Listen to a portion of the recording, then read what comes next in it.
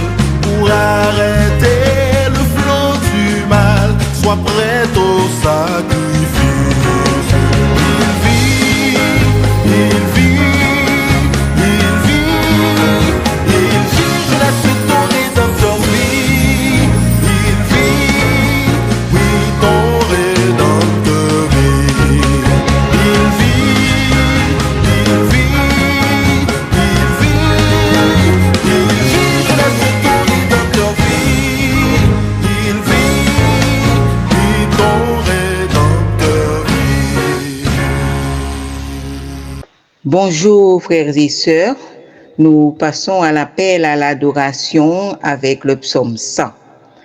Poussez vers l'Éternel des cris de joie, vous tous habitants de la terre.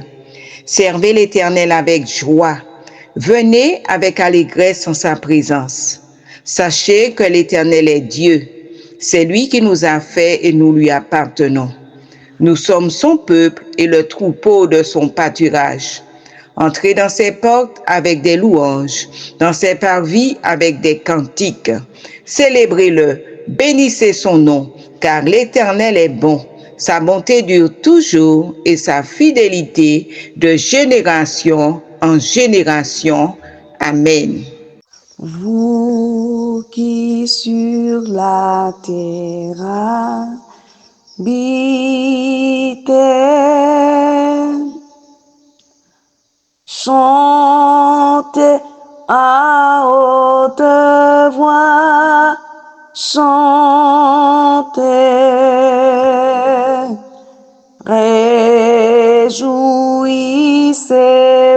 réjouissez-vous, Seigneur,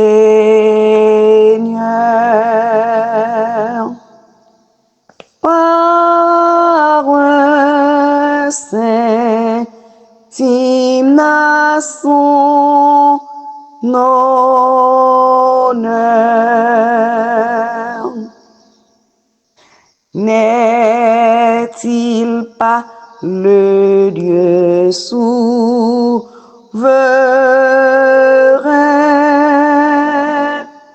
qui nous a formés de sa main, nous, le peuple qu'il veut chérir, et le troupeau qu'il veut nourrir.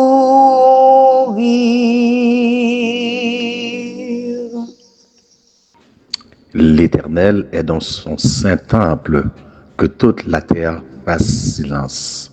Éternel, notre Dieu, notre Père, nous te remercions de l'opportunité que nous avons de venir nous présenter devant toi dans l'adoration. Daigne recevoir le meilleur de notre adoration au nom de Jésus. Amen. À celui qui est assis sur le trône et à l'agneau, soit la louange, l'honneur, la gloire et la force au siècle des siècles. Le psalmiste David lui a dit, je suis dans la joie quand on me dit, allons à la maison de l'Éternel.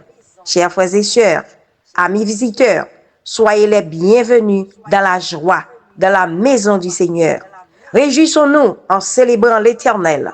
1 Timothée 4, le verset 12 déclare que personne ne méprise ta jeunesse, mais sois un modèle pour les croyants, en parole, en conduite, en amour, en esprit, en foi, en pureté.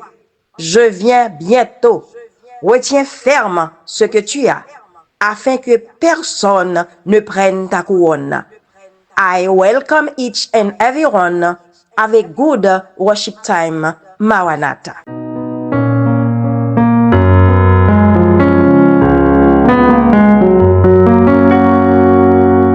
Amis, chantons ensemble, une heure joyeuse a sonné.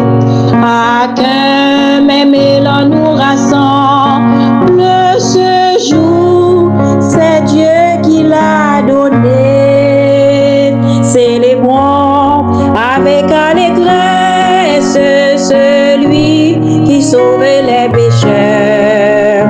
Oh, que sa charité nous presse en haut, amis en haut les cœurs. Travaillons pour la même cause, n'ayant que maître dans les cieux. Aucun de nous ne se repose avant d'être victorieux. Célébrons avec allégresse celui qui sauve les pécheurs. Oh, que sa charité nous presse en haut, amis en haut les cœurs. Mais pour marcher à la bataille, soyons les membres d'un seul corps. On s'aime et joyeux qu'on s'en aille, on rend ses humbles efforts. Célébrons avec allégresse celui qui sauve les pécheurs. Oh, que sa charité nous presse en haut, amis en haut les cœurs. Sainte victime du calvaire, enflamme nos cœurs et nos voix. Fais de nous ton vrai sanctuaire. Retiens-nous tous au pied de ta croix. Célébrons avec allégresse celui qui sauve les pécheurs. Oh, que sa charité nous presse en haut, amis en haut les cœurs. Aimons jusqu'à l'heure suprême, dans les larmes, dans les combats. Aimons comme Jésus nous aime, c'est notre trésor ici-bas. Célébrons avec allégresse celui qui sauve les pécheurs. Oh, que sa charité nous presse en haut, amis en haut les cœurs. Célébrons avec allégresse celui qui sauve les pécheurs. Oh, que sa charité nous presse en haut. Amen.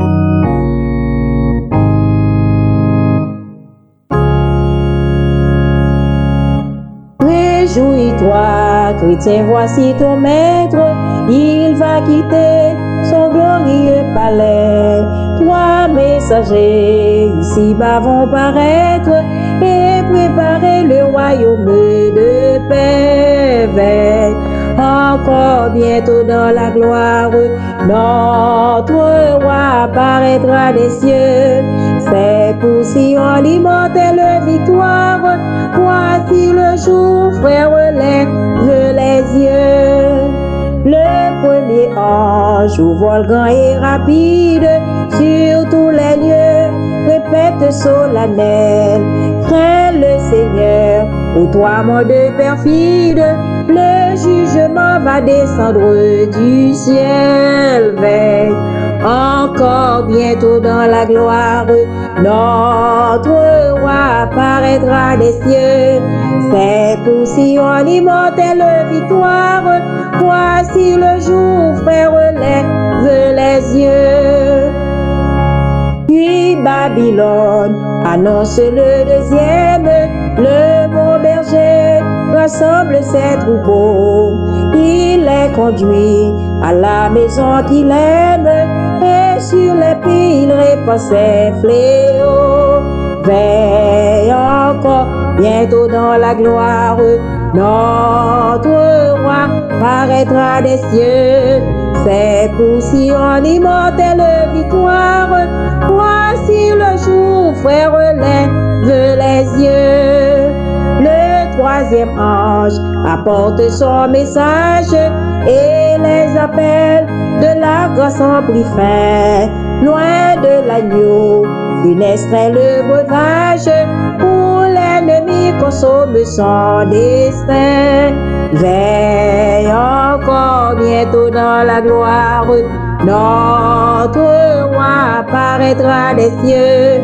C'est pour Sion l'immortelle victoire. Voici le jour, frère, lève les yeux. Sauveur du monde, écoute la prière de tes enfants sur le déclin du jour. Fais par l'Esprit qu'il porte la lumière de l'Évangile, annonce à ton retour. Veille encore bientôt dans la gloire, notre roi apparaîtra des cieux. C'est pour Sion l'immortelle victoire. Voici le jour, frère, lève les yeux. Veille encore bientôt dans la gloire, notre roi paraîtra des cieux. C'est pour Sion l'immortelle victoire. Voici le jour. C'est à l'ombre de tes ailes qu'est le vrai repos. La plus de douleur cruelle, la plus d'angoisse mortelle, la plus d'écrasant fardeau, c'est le vrai repos. La plus d'écrasant fardeau, c'est le vrai repos. Vrai repos, paix parfaite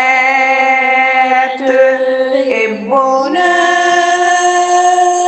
sous les ailes du Seigneur. Vrai repos, paix parfaite et bonheur sous les ailes du Seigneur. C'est à l'ombre de tes ailes qu'on trouve la paix. Les oiseaux dans leur nid frêles sous les plumes maternelles ne s'épouvantent jamais. Ils dorment en paix, ne s'épouvantent jamais. Ils dorment en paix. Vrai repos, paix parfaite et bonheur sous les ailes du Seigneur. Vrai repos, paix parfaite et bonheur sous les ailes du Seigneur. C'est à l'ombre de tes ailes qu'est le vrai bonheur. Toutes choses sont nouvelles et c'est la vie éternelle que d'être près de ton cœur. C'est le vrai bonheur que d'être près de ton cœur, c'est le vrai bonheur. Vrai repos, paix parfaite et bonheur sous les ailes du Seigneur. Vrai repos, paix parfaite et bonheur sous les ailes du Seigneur. Le Seigneur m'aime, bonheur suprême. Le Seigneur m'aime, il est amour. Je redirai toujours, le Seigneur m'aime, le Seigneur m'aime, il est amour.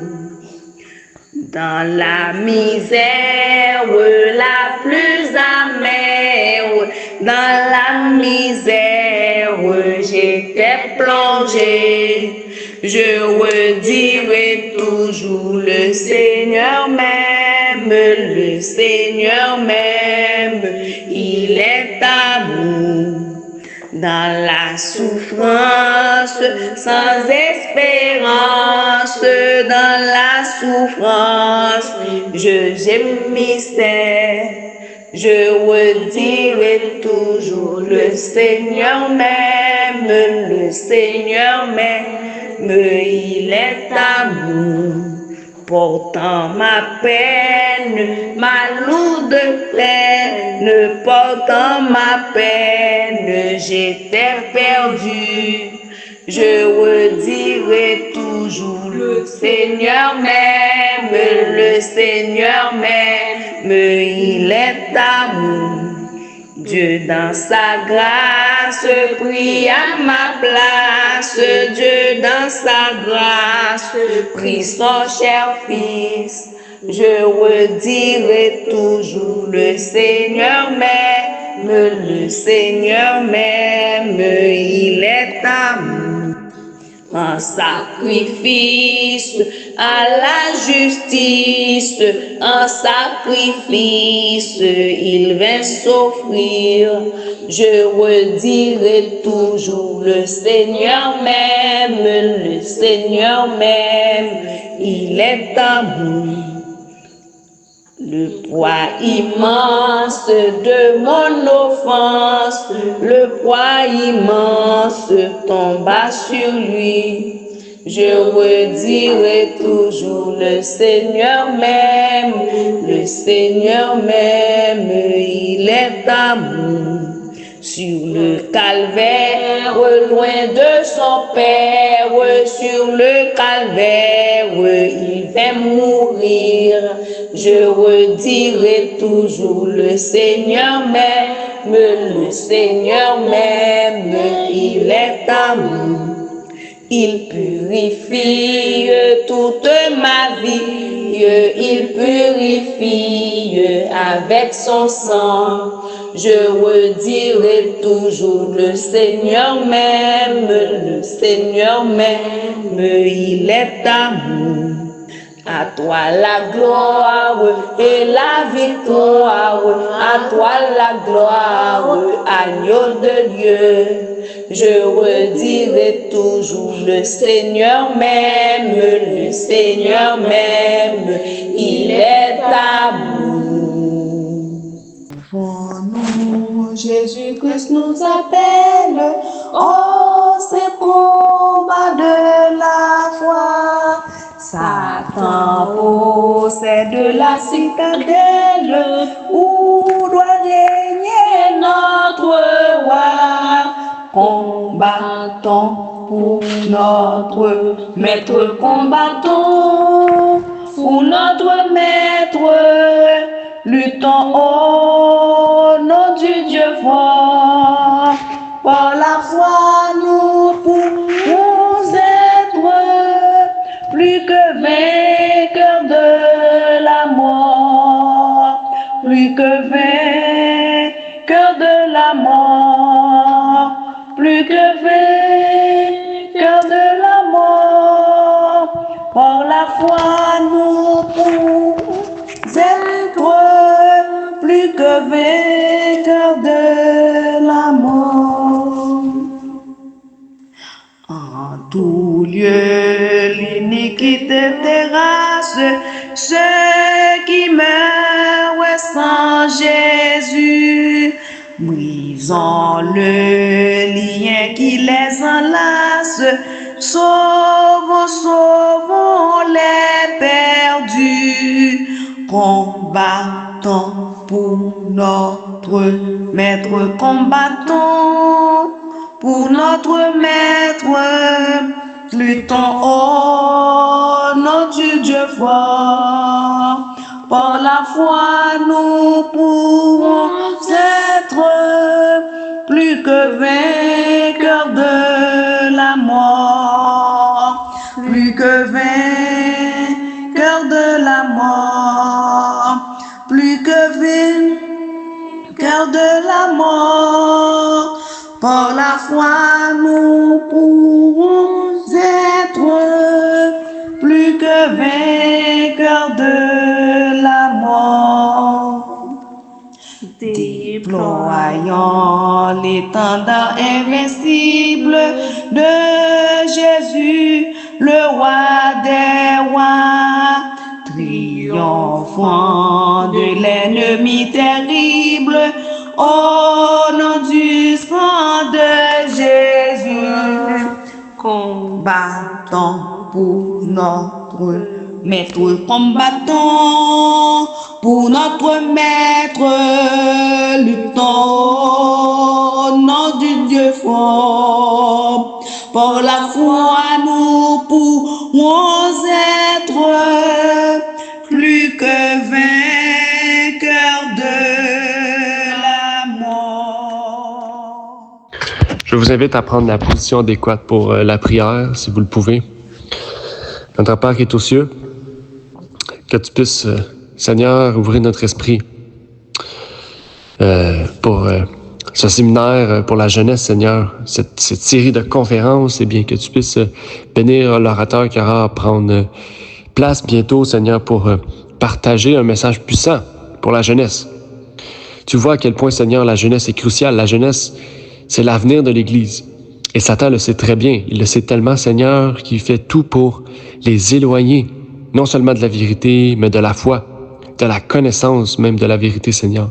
Que tu puisses permettre, Seigneur, à ces jeunes, à ces orateurs, de pouvoir délivrer des messages qui pourront toucher le cœur de ces jeunes.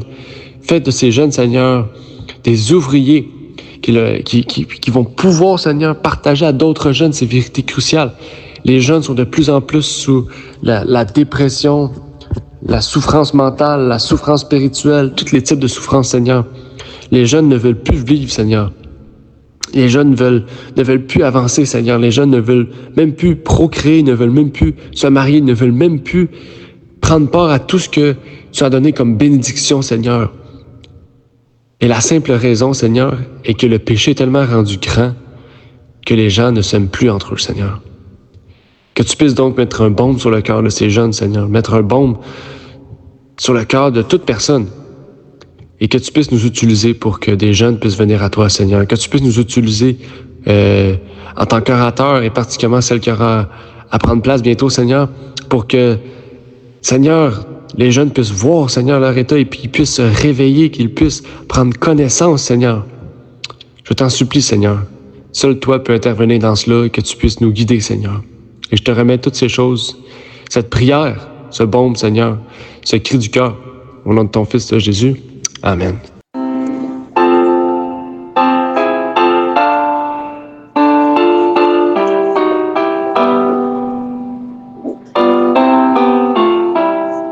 Ce monde est que brille l'aurore, ce monde est que le soleil nuit. Pendant le jour, semons encore, semons avant la sombre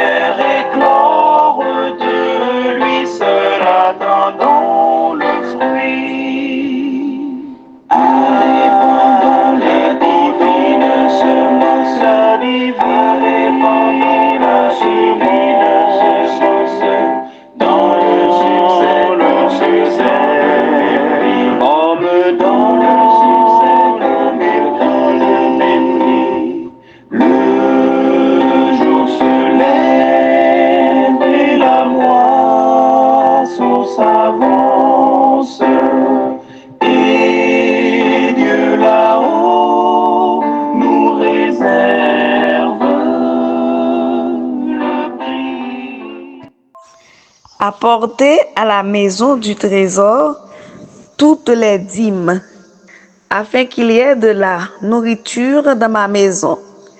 Mettez-moi de la sorte à l'épreuve, dit l'Éternel des armées, et vous verrez si je n'ouvre pas pour vous les écluses des cieux, si je ne répands pas sur vous la bénédiction en abondance. Parfois, les bénédictions de l'Éternel sont conditionnelles. Il faut respecter les conditions imposées pour pouvoir les recevoir. Dans le cas des dîmes et des offrandes, Dieu nous dit de les donner, d'apporter à la maison du trésor nos dîmes et nos offrandes, afin qu'il puisse nous bénir. Dieu n'a jamais menti. Si nous agissons ainsi, vous verrez, nous verrons qu'il ouvrira pour nous les écluses des cieux pour déverser sur nous des bénédictions sans mesure.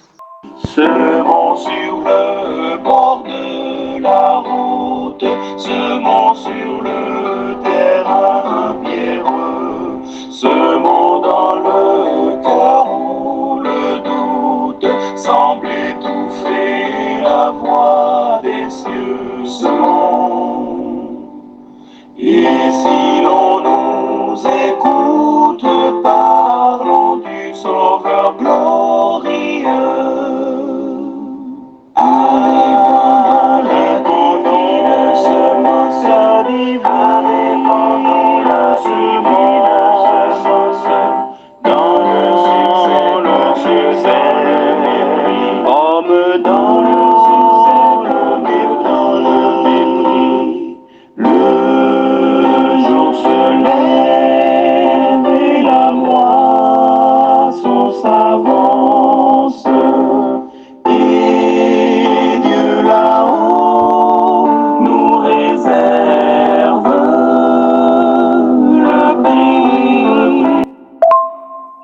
Tout vient de toi, Seigneur, et de tes mains, nous recevons ce que nous voulons t'offrir en ce matin. Ne regarde pas sur nos fautes, nos transgressions, nos culpabilités de toutes sortes, mais de grâce. Accepte l'offrande de notre cœur, ainsi, seule de nos mains, au nom de Jésus. Amen. Chers enfants, bonjour. Bon sabbat dans le Seigneur. Comment allez-vous? Aujourd'hui, je vais vous raconter une histoire très intéressante. Une histoire titrée « Dieu vient au secours d'Ézéchias ». Avant de commencer, faisons une courte prière. Éternel notre Dieu, nous te disons merci pour tout ce que tu as fait pour nous. Aide-nous à t'aimer comme toi tu nous aimes. Aide-nous à placer notre confiance en toi. Donne-nous ton Esprit Saint au nom de Jésus. Amen. Le titre de l'histoire est « Dieu vient au secours d'Ézéchias ». Mais qui était Ézéchias? Ézéchias était un roi du temps d'Israël. À cette époque, la nation Israël était divisée en deux royaumes. Le royaume du nord et celui du sud. Pourquoi cela est-il arrivé? Parce que Salomon avait désobéi au commandement de l'Éternel. Il adorait de faux dieux, il adorait les idoles. Et Dieu n'était pas content avec lui. Mais Ézéchias, lui, il était un bon roi. Il n'adorait pas les idoles. Il régnait sur Juda et Benjamin.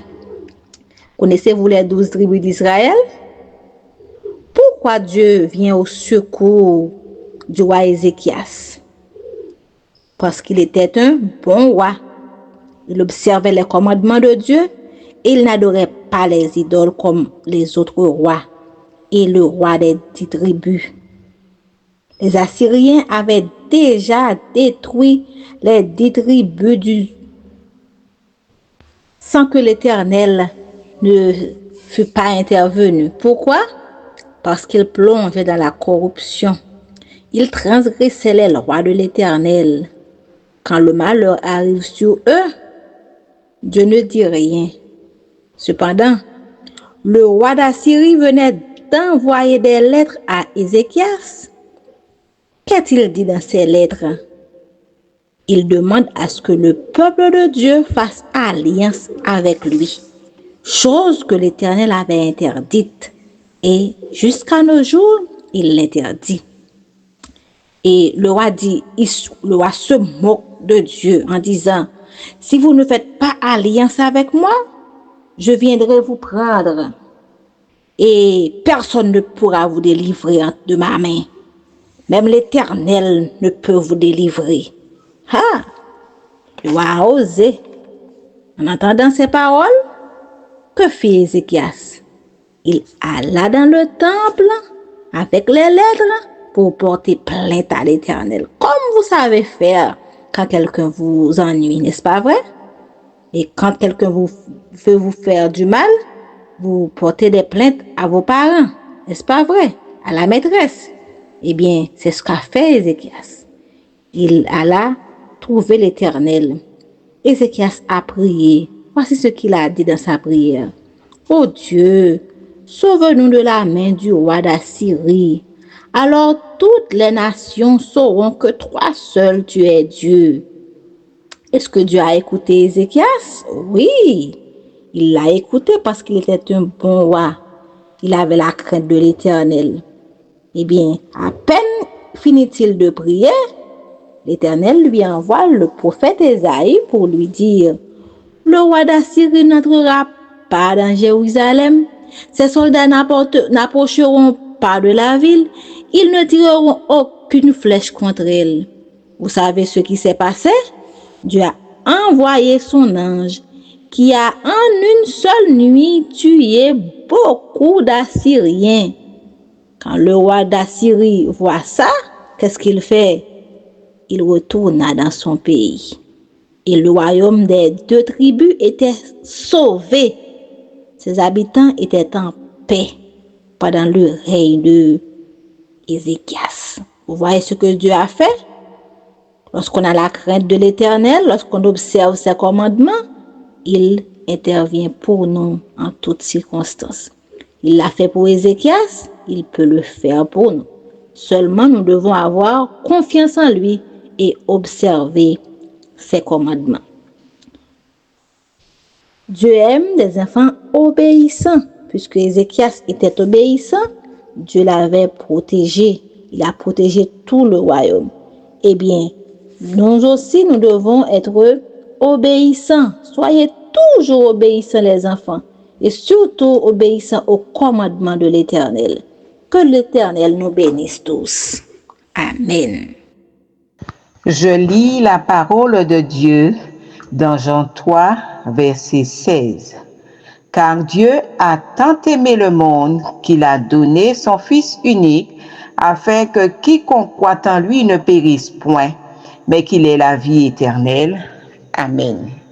Chers amis, bon matin, bon sabbat à tous. Je suis content d'être avec vous pour vous présenter ce merveilleux message intitulé « Ce que je reproche à Dieu » dans le cadre de notre retraite jeunesse, bien sûr.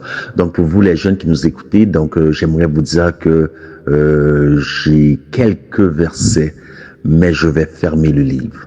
Aujourd'hui, je ne suis pas venu sermonner aucun de nos jeunes. Vous allez comprendre pourquoi et vous allez voir que je vais me mettre dans votre peau, à votre place. Nous allons dire les choses telles qu'elles sont, bien-aimés. Et pour vous, les adultes qui nous écoutez, je crois que vous allez avoir beaucoup à apprendre à partir de ce message. Mais avant de débuter le message du jour, bien-aimés, surtout pour vous les jeunes, j'ai un chant très spécial parce que le message va porter sur l'amour de Dieu.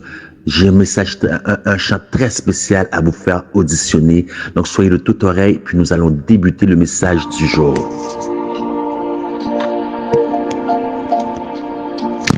Mon sauveur m'aime, Quel ferme appui pour ma foi, l'amour suprême descend vers moi. Dieu va sur la terre, vit en homme de douleur, voyant ma misère, il m'ouvre son cœur. Jésus, Jésus, qui peut sonder ton amour. Jésus, Jésus, je t'aime en retour.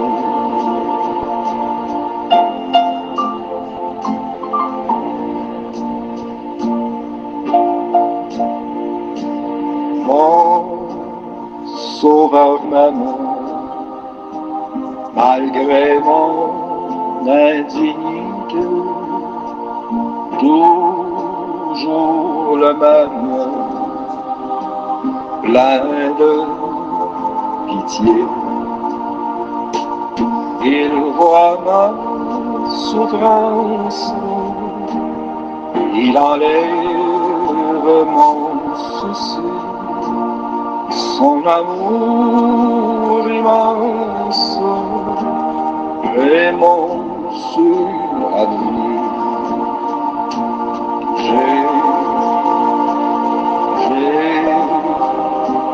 Qui peut sonder ton amour.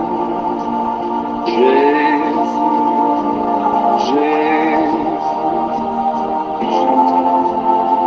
en retour.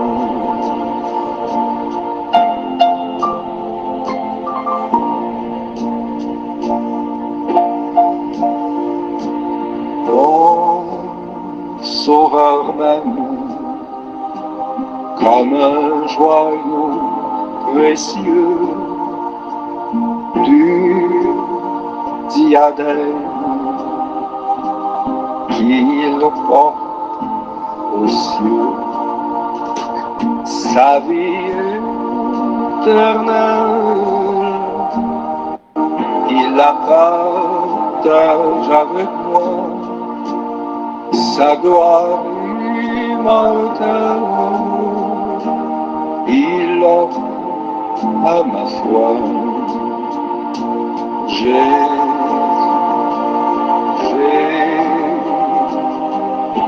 qui peut sonder ton amour. Jésus, je t'aime en retour. Jésus, qui peut sonder ton amour. Jésus, je t'aime en retour.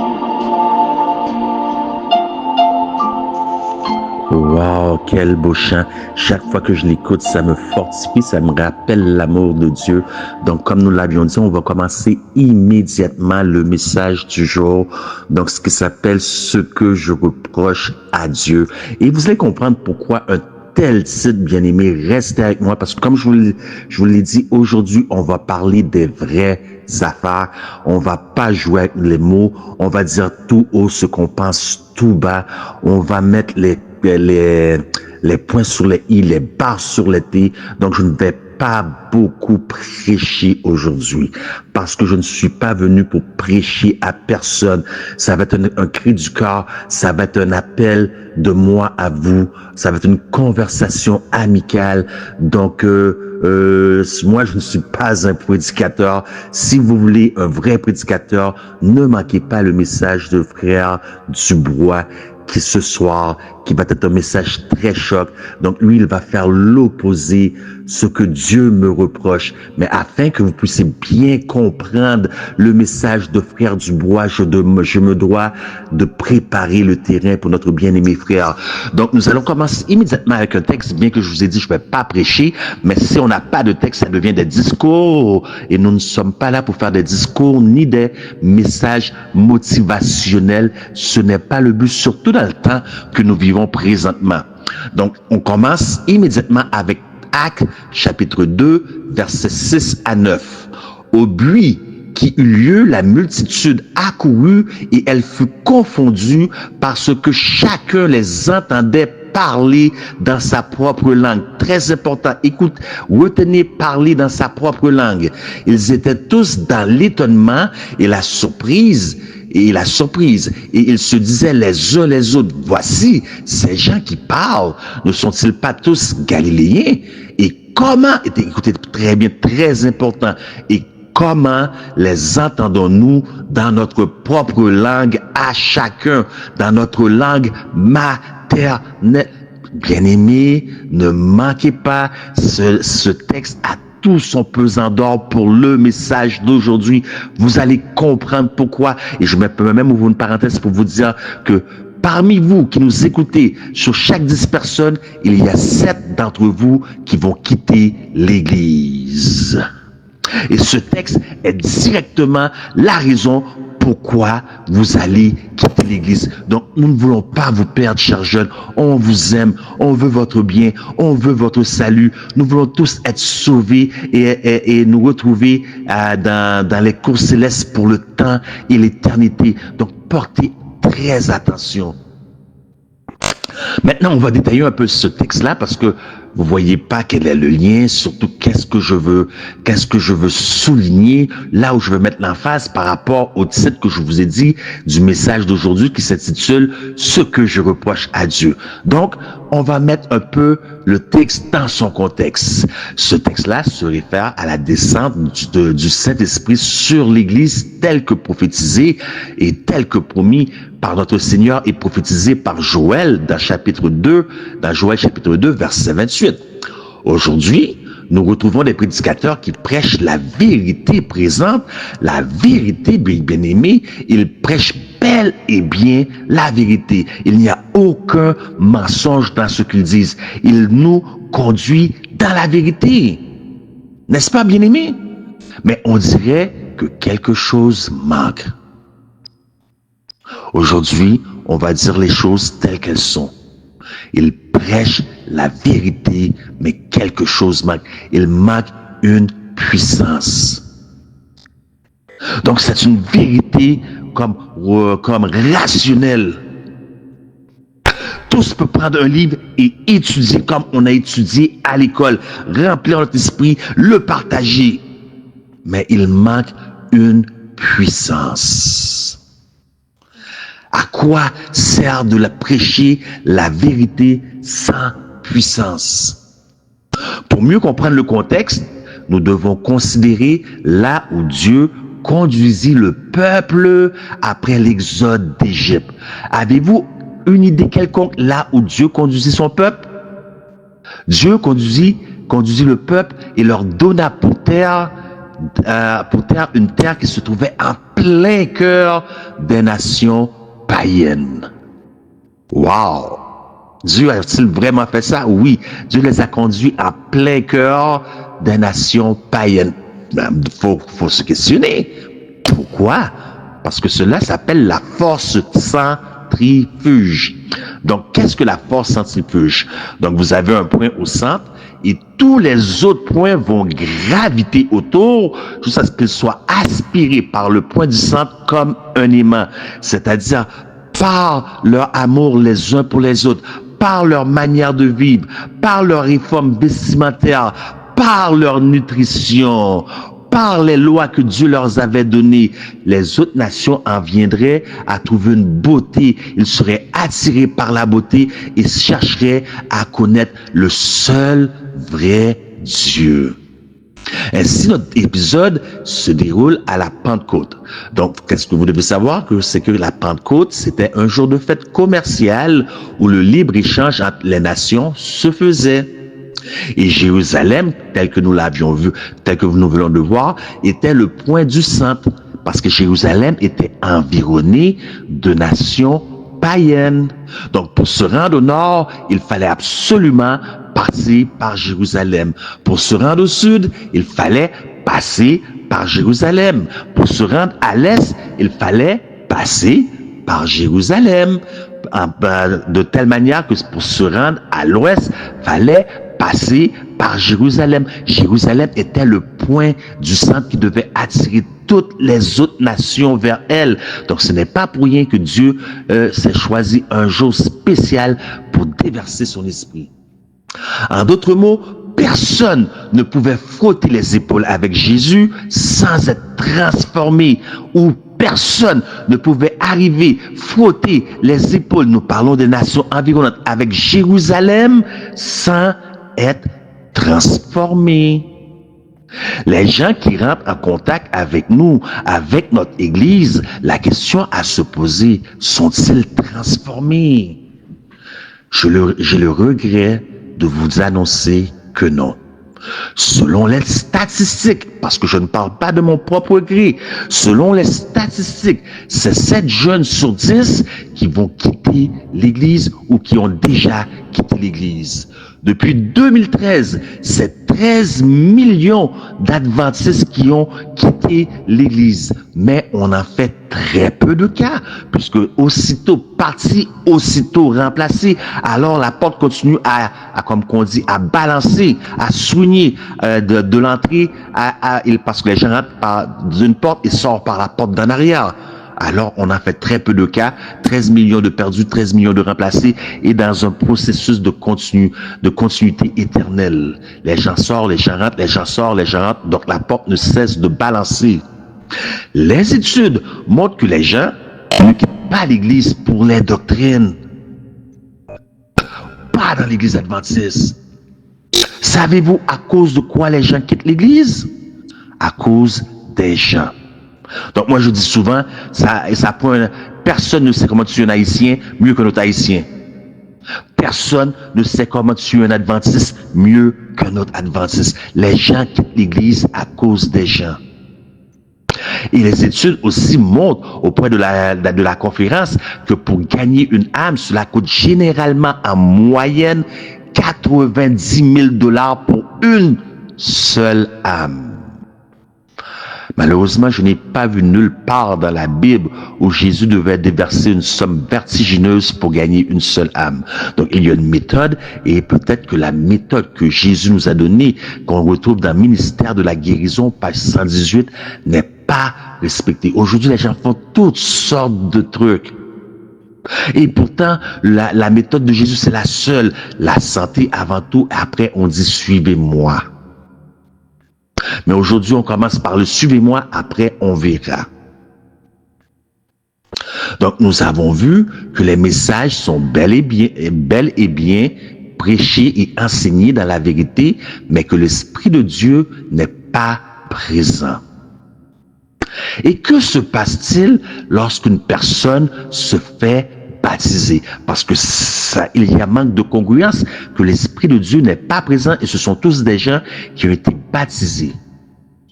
Marc 16, 17. Voici les miracles qui accompagneront ceux qui auront cru en mon nom. Ils chasseront les démons, écoutez, ils parleront de nouvelles langues. Très important.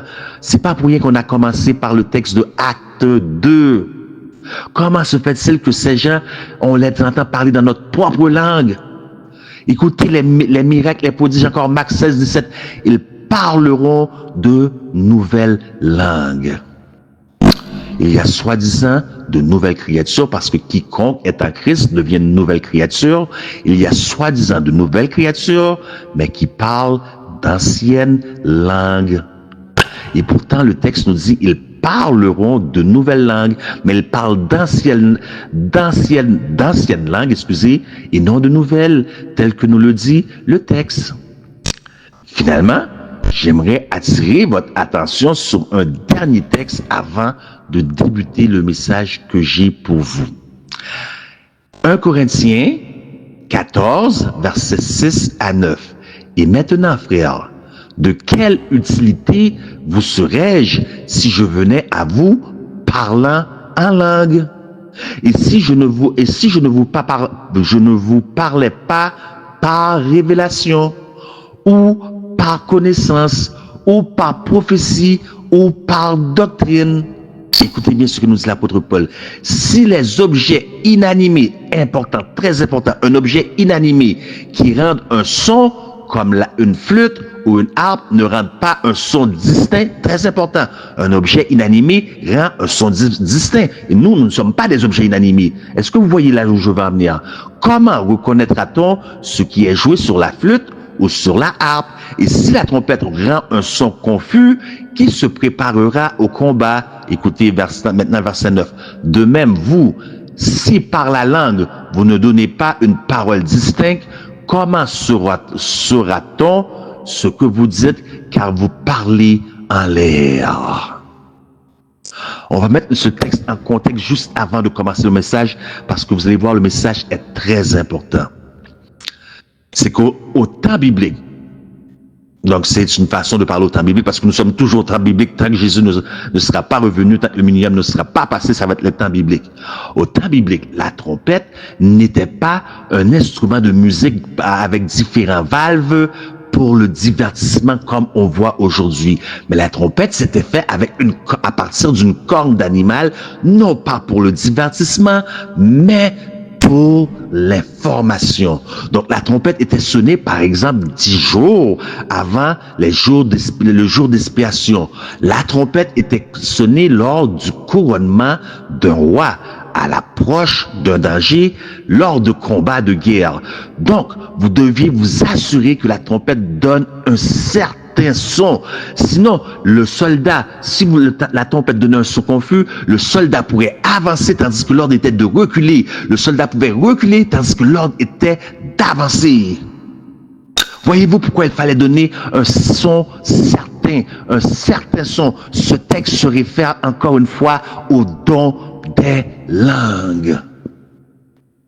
Nous venons de considérer 3 textes se référant au don des langues que le Saint-Esprit de Dieu a donné à l'Église pour l'édification des saints. Maintenant que vous avez la grande image, le contexte, nous allons rentrer dans le message, ce que je reproche à Dieu. Prions. Éternel, notre Dieu, notre Père, viens ouvrir notre intelligence. Viens toucher le cœur de tous ces jeunes. Viens mettre un baume là où il y a la détresse parmi nos jeunes. Au nom de Jésus, nous te prions. Amen. Donc, mes bien-aimés, mes chers jeunes, et vous aussi les adultes qui nous écoutez, je ne vous oublie pas. Nous avons vu que le problème majeur des jeunes repose sur une question de langage. Au fait, c'est l'un des plus grands problèmes que l'on retrouve au sein de l'Église, tout comme le fut le cas à Babel, où Dieu confondit les langages. Nous ne parlons plus le même langage les uns les autres. Nous, on va s'approcher du musulman avec la Bible, mais eux, ils ont le Coran, 2 langages différents. Comment voulez-vous vous comprendre? Nous allons approcher le scientifique avec la Bible, mais eux, ils ont des faits et des études tangibles, 2 langages différents. Comment voulez-vous vous comprendre? C'est comme si j'entamais une discussion avec frère Olivier. Lui, il me parle en français et moi, je lui parle en coréen. Comment allons-nous nous comprendre? Ainsi en est-il pour nos jeunes bien-aimés. Ainsi en est-il pour nos jeunes chers adultes qui nous écoutez. Vous avez quelque chose à apprendre aujourd'hui, parce que lorsqu'on dit 7 sur 10 des jeunes quittent, vous avez une grande part de responsabilité. On va jeter le blâme là où le blâme doit être jeté. Comment peut-on les rejoindre si on ne les comprend pas? Comment peut-on les rejoindre si on ne parle pas le même langage? Voyez-vous, la première église à laquelle je suis passé, une église adventiste haïtienne, et les Haïtiens sont très conservateurs, croyez-moi. Il y avait un jeune lors de tandis que la chorale était sur la chair, il est monté sur la chair. Devinez qu'est-ce qu'il avait sur la tête? Il avait des tresses, on appelle ça des tikouris en créole. Et tout le monde, c'était un choc.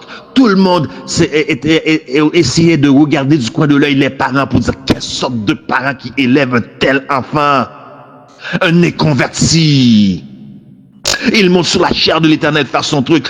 Et on cherche toujours des coupables. On cherche à blâmer. On cherche à condamner parce qu'on ne parle pas le même langage. Après ce culte-là, il y avait un dîner en commun, un dîner agapé. Tout le monde donnait d'eau, tout le monde faisait leur truc. Moi, je suis allé voir le jeune. Pourquoi? Parce que du haut de la chair, le jeune lançait un message, le jeune communiquait, il parlait, mais vous avez vu que des tresses. Il parlait, il disait j'ai mal, je souffre. Il vous lançait un langage et vous n'avez pas compris. Vous lui avez tourné le dos, peut-être au moment où ce jeune avait le plus de besoin de vous.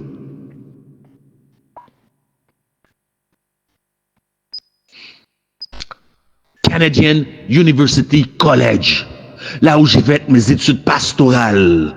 Encore une fois, la même chose se reproduit. La chorale monta sur la chair à la surprise de tous. Parce que la chorale, ils ont des uniformes. Toutes les femmes et les jeunes femmes avaient tous la même robe. Les hommes étaient tous en tuxedo noir, beau tuxedo, en uniforme. Ils étaient placés de façon différente sur la chair. Il y avait un jeune avec son uniforme, mais sur sa tête, il y avait un mohawk. Le mohawk, c'est une coupe de cheveux et son mohawk était peinturé. Et tous ont reproduit la même chose que je vous ai dit qui est arrivé ici à Montréal. Tous lui ont tourné le dos, tous essayaient de ne pas le regarder, tandis que le jeune crie, j'ai mal, je souffre. Car si vous ne les comprenez pas, comment allez-vous les rejoindre? Si vous ne parlez pas le même langage, si vous n'êtes pas capable de comprendre leur langage, parce que les jeunes ont leur langage propre à eux, comment allez-vous les rejoindre? Tout ce que vous voyez, c'est le péché, c'est un déconverti, et on s'est autoproclamé les policiers du temple. On s'est dit, le péché ne rentrera pas dans l'église. Mais je suis désolé, si vous voulez enseigner cela, les jeunes apprennent par exemple. Donnez l'exemple. Si vous dites que le péché ne rentrera pas dans l'église, pour regarder, la porte est là. Prenez la porte. Prenez la porte. Arrêtez de dire que le péché ne rentrera pas dans l'église. Arrêtez de vous proclamer les policiers du temple. Une chose est certaine, c'est que les jeunes savent que le jour du Saint Sabbat ne leur appartient pas. Ils ont ça clair dans leur tête. Donc leur départ de l'église n'a rien à voir avec le côté émotionnel ou l'activation de leur sens. Donc ils vont pas quitter l'église parce que le sermon n'était pas bon, parce que le prédicateur ne sait pas prêcher, parce que la chorale n'a pas performé de sorte qu'ils sentent qu'ils sont en adoration. Ils savent que s'ils sont au temple, ils sont pas là pour un sermon, ils sont pas là pour un pasteur, ils sont pas là pour la chorale, ils sont là pour adorer Dieu. Parce qu'ils savent que ce jour-là ne leur appartient pas. Donc ils ne sont pas allés au temple ni pour un sermon, ni pour la chorale. Mais ils vont quitter l'église pour les hypocrisies. Et parce qu'ils sont incompris. Et pourquoi sont-ils incompris? Parce que nous ne parlons pas le même langage. Cherchez d'abord à les comprendre. Vos programmes de débauche et de bambouche que vous faites dans l'église pour attirer la jeunesse, c'est une insulte à leur intelligence, parce que eux ils regardent, ils disent mais Mais c'est quoi ça, faire du but même dans le sanctuaire, danser, chanter, crier, avec la musique babylonienne? C'est quoi ça? Ils risent de nous. C'est parce qu'on a besoin. Vous pensez que tous les jeunes sont pareils? Parce que vous avez vu quelques vidéos sur Facebook des explorateurs qui font leur bambouche. Non, les jeunes savent. C'est pas là le problème. Et lorsque vous faites des programmes comme ça, qui, au lieu d'amener les jeunes, vous éloignez plus les jeunes dans la mondanité, c'est une insulte pour leur intelligence. Ils sont insultés. Ils n'ont pas le goût de rester. Les jeunes, ils cherchent une vérité. Ils cherchent à se consacrer contre vents et marées. Parce que la chrétienté, c'est une nage à contre-courant. Les jeunes font face à plein de défis que vous ne savez même pas, que vous ne pouvez même pas imaginer, pas même dans votre imagination les plus fertiles. Le fait de parler un langage différent crée un précipice. Et c'est un précipice que vous avez créé qu'ils sont incapables de traverser entre vous et eux. Il n'y a rien à faire pour colmater la brèche. Puis, l'hypocrisie se présente comme le marteau qui vient cogner maintenant sur la tête du clou. Bien-aimés, les jeunes ont leurs propres défis, leurs propres tentations. Ils sont martelés par les mortifications de l'ennemi. Ils nous regardent, nous les adultes. Ils nous écoutent. Ils nous écoutent, nous les adultes, prêcher du haut de la terre. Et ils disent, ils sont trop saints. Ils sont au-delà de la tempête. Avez-vous déjà écouté les prédicateurs de la vérité présente en disant que tout ce qu'ils prêchent, ils sont au-delà de ça. Ils sont ahead of their game, comme qu'on dit. Ils sont above the storm, comme qu'on dit. En disant ça ne les affecte pas. Et les jeunes disent, ils sont trop saints. Ils n'ont probablement pas le temps. Je ne vais pas les déranger. Nous les laissons lutter seuls contre toutes les puissances des ténèbres. J'espère que nous avons tous honte. Parce qu'on a refusé de rendre la chrétienté réelle dans un monde réel pour des gens réels qui vivent avec de réels problèmes. On a rendu la chrétienté facile et rosée, mais c'est pas ça la réalité. La vie est dure, mais elle est encore 100 fois plus dure pour le chrétien. Il y a un seul devoir que se doit tout homme selon l'Ecclésiaste, ce que l'Ecclésiaste nous dit, c'est de garder les commandements de Dieu. La tentation est partout, la tentation déborde sous toute forme, sous toute couleur. On nage à contre-courant. La chrétienté, être chrétien, c'est pas facile. Tout le monde prêche victoire sur le péché. Et le prêche dans un sens condamnatoire, comme si eux, ils avaient atteint le but. Tandis que Paul lui-même dit, ce n'est pas que j'ai atteint le but.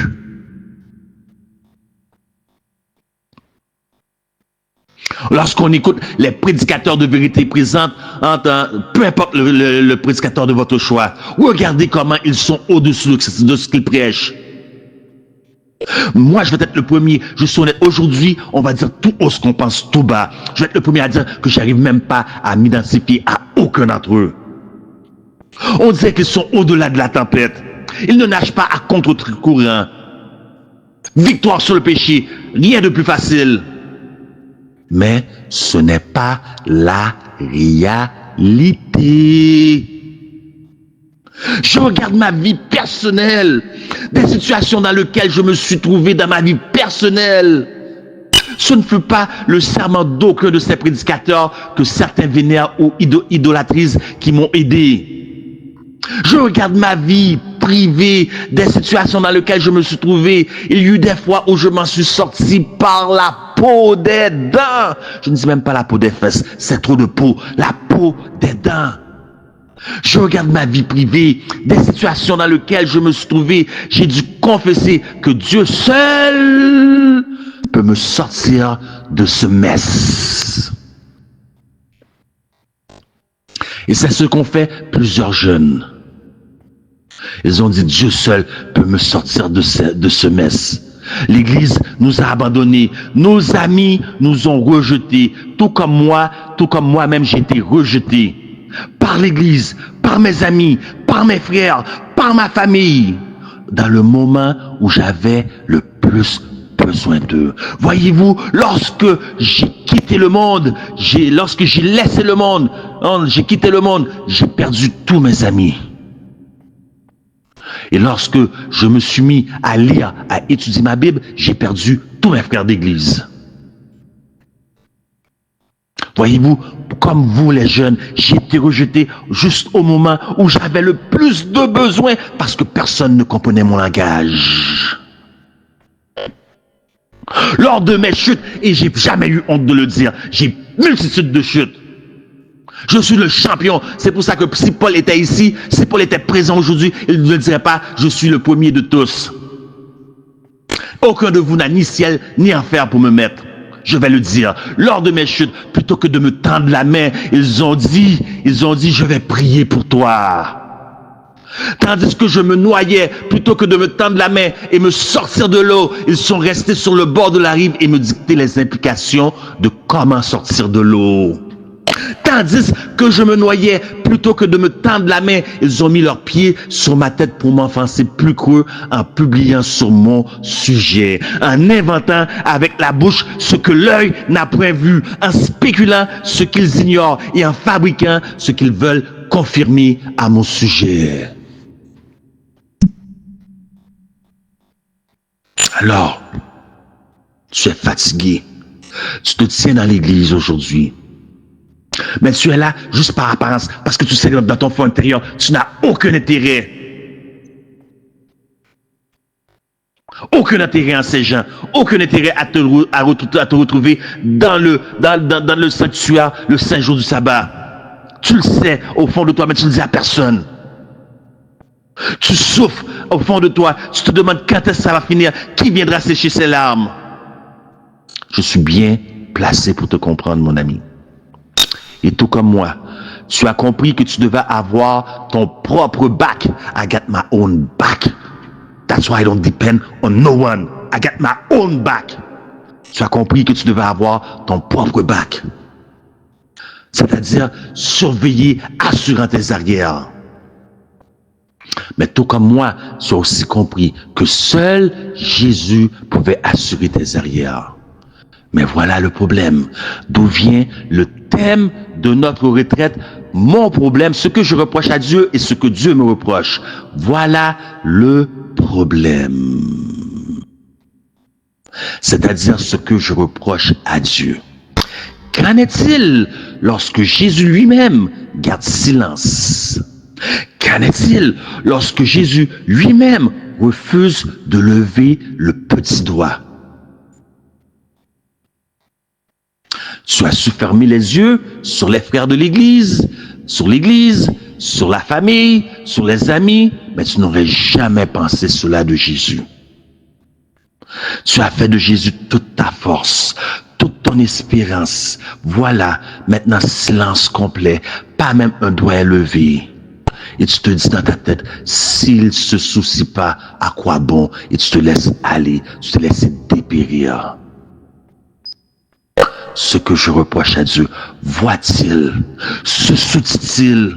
Voit-il tous les efforts que je fais pour me sanctifier, pour me consacrer? Voit-il tous les efforts que je fais pour me réveiller 1 heure plus tôt pour étudier ma Bible? Comment ça se fait? J'arrive pas à vaincre. C'est comme si la personne avec qui tu avais le plus confiance venait de t'abandonner. Après que tu as mis toute ton confiance en lui, toute ton espérance, sachant qu'il ne peut pas mentir lorsqu'il a dit « Je ne t'abandonnerai point, je ne te délaisserai point. Voici, je suis avec vous tous les jours jusqu'à la fin du monde. » Lorsqu'il a dit « Ce n'est ni la hauteur, ni la profondeur, ni les anges, ni la mort, ni les choses à venir, ni rien ne pourra nous séparer de l'amour de Dieu manifesté en Jésus. » Tu as senti que tu as été trahi parce que la personne à qui tu avais le plus confiance, never mind les frères de l'église, la famille, les amis, t'a laissé de côté tomber. Et tu reproches à Dieu. Tu reproches à Dieu, voit-il ce souci-ci de ma situation? Voit-il mes pleurs? Voit-il mes larmes? Est-ce que ça lui fait quelque chose? Bien-aimé, je viens de vous décrire la réalité de 7 jeunes sur 10 dans l'église. Ils sont parmi nous physiquement, mais ils sont déjà loin dans leur cœur, dans une contrée lointaine, étrange comme le fils prodigue. Simplement parce que nous n'avions pas su les rejoindre. Aujourd'hui, on fait toutes sortes de programmes de jeunesse, mais on ne touche pas la réalité. On ne touche pas la réalité des jeunes. Les églises font toutes sortes de programmes de jeunesse, mais la réalité, telle qu'il se doit, la réalité des jeunes n'est pas touchée. Nous n'avons pas su les rejoindre parce que nous parlons pas le même langage. Nous avons un langage différent. Certains crient à haute voix dans leur misère et leur souillure, où est Jésus? Est-ce qu'il voit? Se soucie-t-il? Et nous, les adultes, nous sommes incapables de discerner le langage ou les comprendre. Se sentant donc seuls dans leur combat, ils se sentent sales, souillés par le péché et finissent par lancer le drapeau blanc. Voyez-vous, lorsque j'étais à l'université, on avait un culte hebdomadaire. Je crois que c'était le mardi, je ne me trompe pas. Et c'était, nous les plus vieux, on allait très rarement à l'auditorium. Mais c'était tous les plus jeunes. Mais ce jour-là, j'étais à l'auditorium. Il y avait un jeune, il était devant plusieurs autres jeunes. Voyez-vous les jeunes, comment ils parlent le même langage? Il a monté sur ce podium. Il a dit, je lutte avec la pornographie. Une jeune femme, une de mes amies et contacts Facebook, elle a fait un témoignage. Ça fait 2 ans que j'ai pas fait de sexe. Ça fait 2 ans que je ne me suis pas, je vais le dire tel quel, masturbé. Et ça vient d'une femme. Mais elle a fini par rechuter et aujourd'hui, elle est très loin de l'église. Est-ce que vous voyez le résultat final? Et ils finissent par dire, je me sens trop sale. Ils se sentent sales, ils se sentent souillés dans leur combat, dans leur faiblesse. Ils disent, je suis trop souillé, je suis fatigué de moi-même. Même pas, never mind les autres. Eux, ils disent, je suis fatigué de moi-même. Je gaspille le temps de Dieu, je pars. Tandis que maintenant, vous avez quitté pour de bon. Le Saint-Esprit de Dieu vient vous rappeler, je t'aime encore. Je t'aime encore, mon enfant. Je ne t'abandonnerai jamais. Je t'aime encore, mon fils. Je t'aime encore, ma fille. Tu seras jamais trop sale pour moi. Je t'aime. Et lorsque le Saint-Esprit, cette douce voix, parce que vous savez l'épisode d'Élie, l'Éternel n'était pas dans le feu, l'Éternel n'était pas dans la tempête, mais dans la voix douce qui vient rassurer. Et vous venez d'avoir cette conviction. Et vous sentez le désir de retourner au bercail parce que cette voix est réconfortante. Elle contraste la voix des critiques de l'intérieur.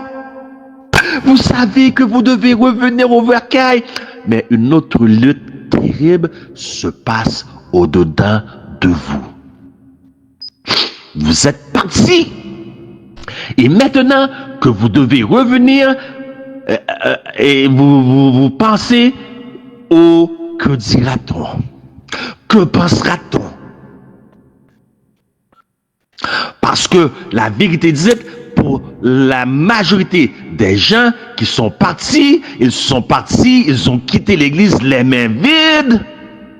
Mais maintenant, ils vont revenir avec quelque chose avec lequel ils ne sont pas partis.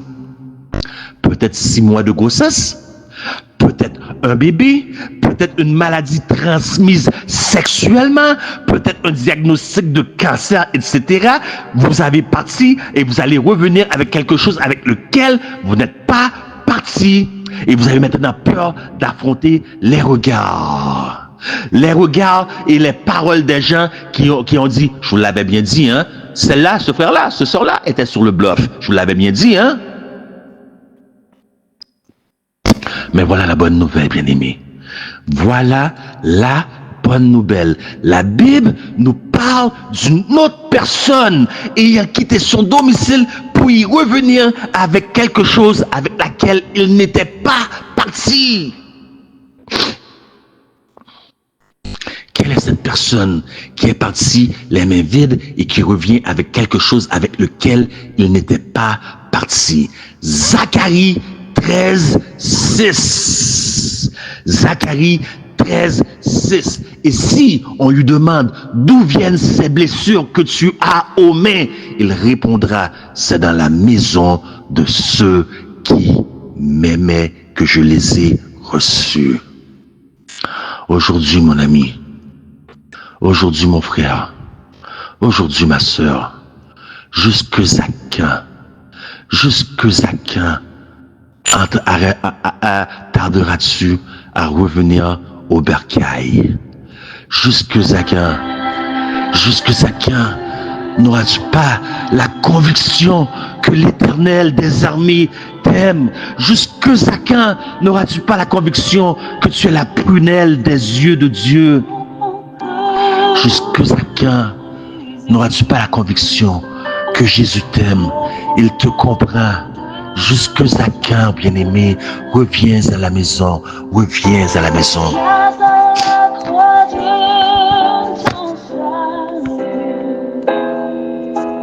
Là, il séchera tes pleurs. Ne le comprends pas, Jésus. Quand le ciel est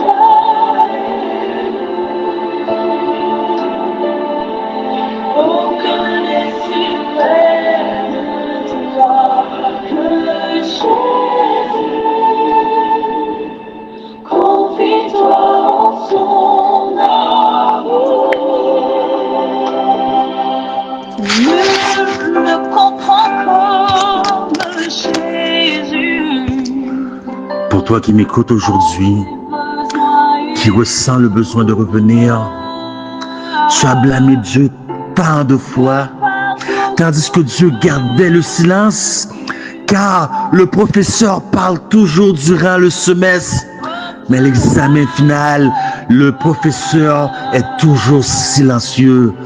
Toi qui m'écoutes aujourd'hui, qui as laissé l'église, toi qui es là de corps, mais qui est perdu à l'intérieur comme la drachme perdue, qui sent le besoin de revenir vers le Seigneur. Toi qui m'écoutes, mais qui a peur de quand dira-t-on, que penseront-ils, que dira-t-on? Souviens-toi que le père a couru vers l'enfant prodigue, mais c'était le fils, le frère, ça veut dire celui du dedans qui se plaint. Il va toujours avoir quelqu'un du dedans pour parler.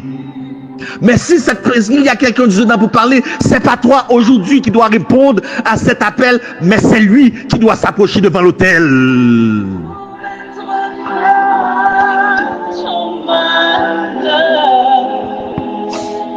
Il reste encore ton sauveur.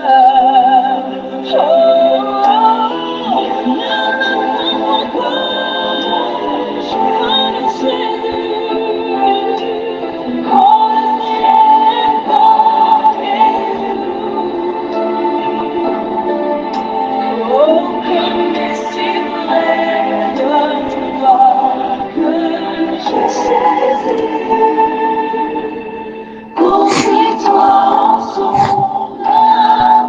Je sais qu'aujourd'hui, sous le timbre de ma voix, qu'il y a un jeune qui doit consacrer sa vie au Seigneur.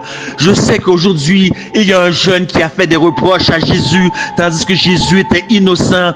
Je sais qu'il y a un jeune aujourd'hui qui doit donner sa vie une autre fois au Seigneur et plus fermement que jamais. Je sais que aujourd'hui il y a ce jeune-là est parmi nous, dans même notre ministère, dans même les ministères M3A, dans même dans ceux qui nous écoutent en ligne, ceux qui nous écoutent partout dans le monde. Je sais qu'il y a cette personne. Je sais qu'il y a cette personne. Je fais ce dernier appel. 10 secondes. 9 secondes, là où que tu sois, mets-toi debout. Tu as besoin de te reconsacrer. Tu peux nous contacter. Tu peux contacter frère Olivier à l'église ASJH 1889. Là où que tu sois, tu peux contacter tous les membres dirigeants de M3A. Là où que tu sois, 8 secondes.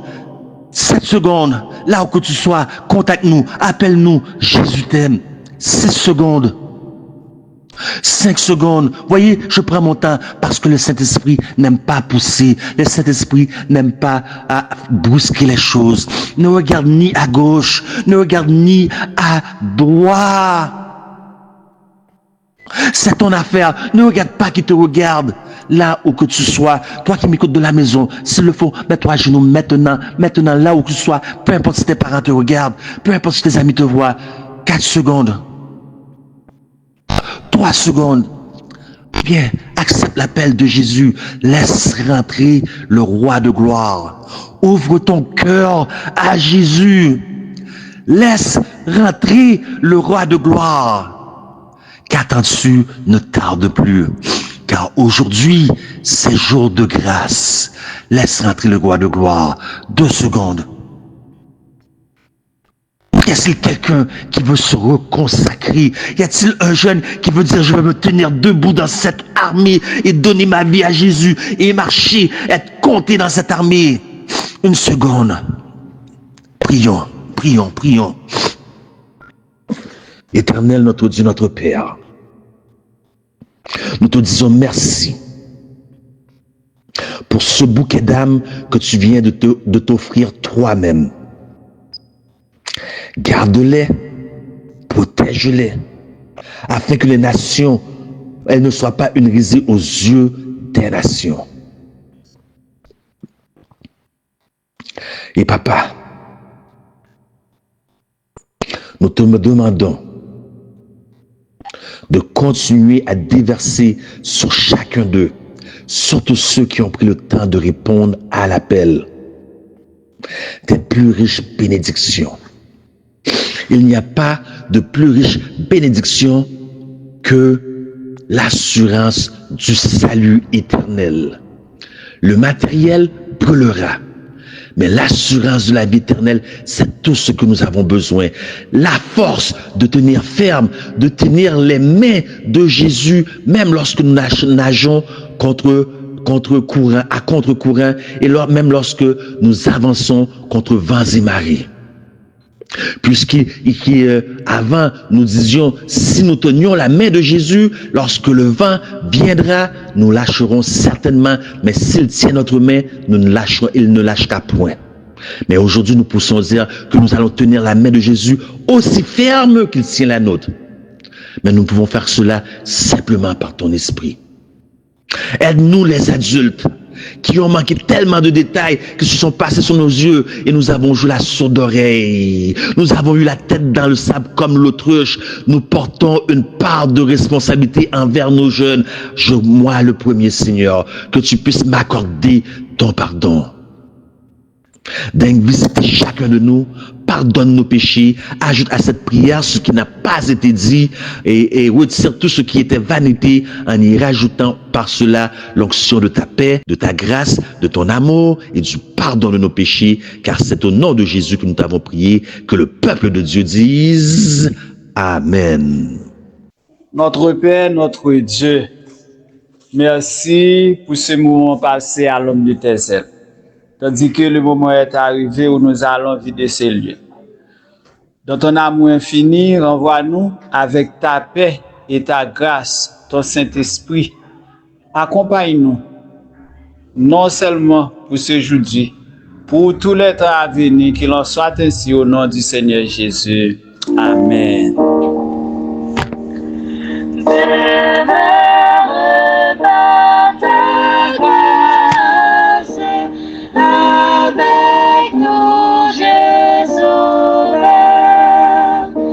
Quoi que